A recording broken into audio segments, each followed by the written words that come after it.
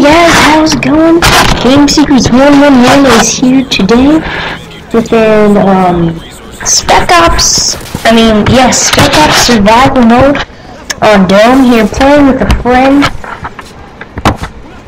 And just bringing to the gameplay to talk about some, I guess, Modern Warfare 3 Spec Ops,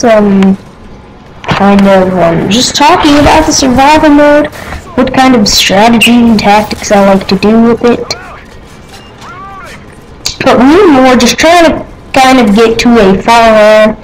I have part 2 and 3 ready. Part 3 probably is the worst because at the end it says the disc is unreadable. And yeah, that kind of sucks, so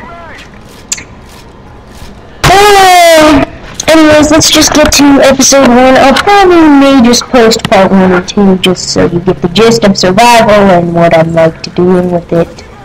But anyway, we're playing survival here. We just finished round 1 and pretty much our tactics are try not to buy any weapons too early into the survival mode.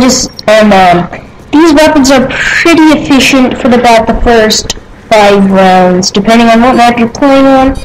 Maybe for about the first, probably the first 7 rounds on the first map, maybe the first 3 or 4 for Dome. So I suggest saving up your money for maybe a good airstrike or some good support for when the enemy kill streaks come in. So save up to about, I'd say, about 3,000.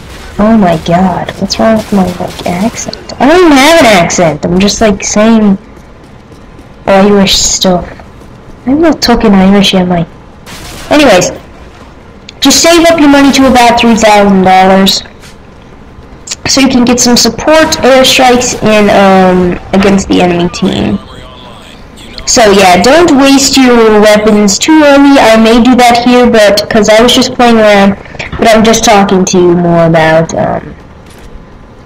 if you really want to in general do good. So save up your money. I here get a I'm going to get a sentry gun here.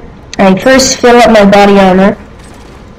And see, I'm trying to survive into higher rounds so we can get the sentry gun set up, the riot shield squad in, all this protective defensive stuff to help us sort of get to higher grounds. And yes, that's kind of what's Spec Ops, that's the point of Spec Ops. But people sometimes don't take that for granted and just fight, run in, get killed, and you're done in 7 to 10 rounds. But I suggest getting check out the equipment box over there. It's got some great things like a grenade sentry, which is extremely helpful against better enemies because it pretty much has a protective shield on it, and it shoots grenades or rocket propelled grenades, RPGs at the enemies.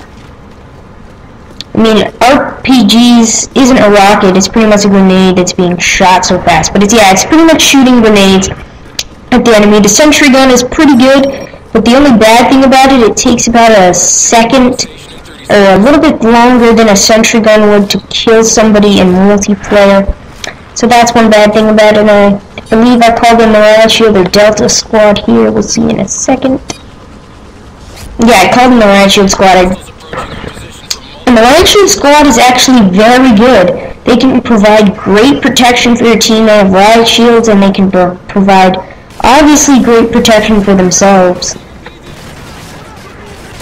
Here, and they get you some great points. That's why, maybe 2 Riot Shield Squads or 2 Delta Squads is always good. I mean, me and my friend were playing on Black Box. We had 2 Delta Squads. We were up by the outpost house where the wing of the plane lets you get to, up to that little balcony house where you can go in and it's on fire, or something like that. Maybe not exactly like it. But we had a Delta Squad that were pretty much protecting that area, and they were pretty good with cover. That's one thing bad about this map. It's pretty open. The enemies can kind of get in and get your men down pretty quickly, so probably a map with more cover is probably the way to go with friendly AI units. But yeah, back to weapons for Spec Ops Survival. You're pretty much going to want to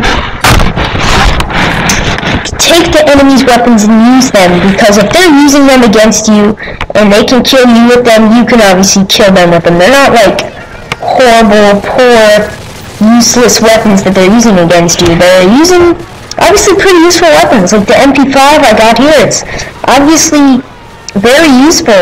It's better than wasting your money on an assault rifle or something.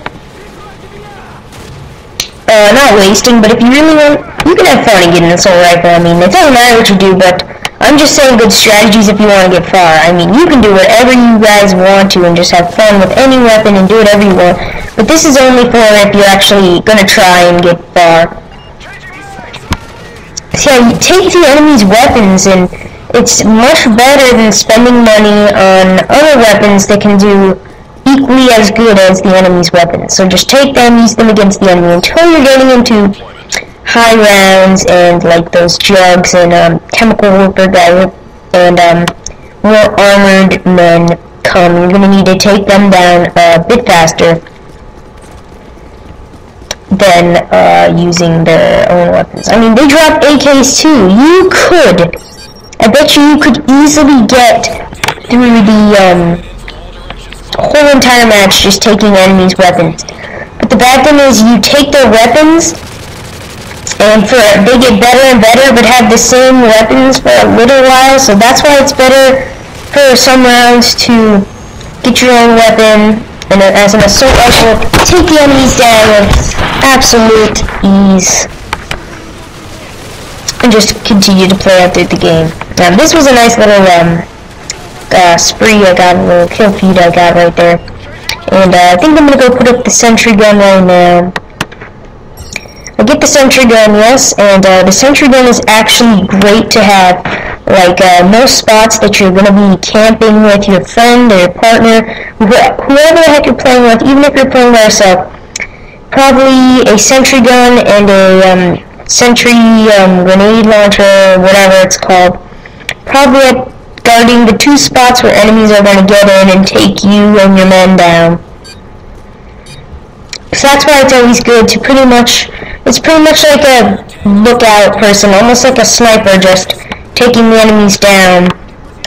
So they pretty much take down a good amount of the enemies, and then you take down the rest with your soldiers and or your partner. Let's talk about the enemies. Actually, we don't have that much time.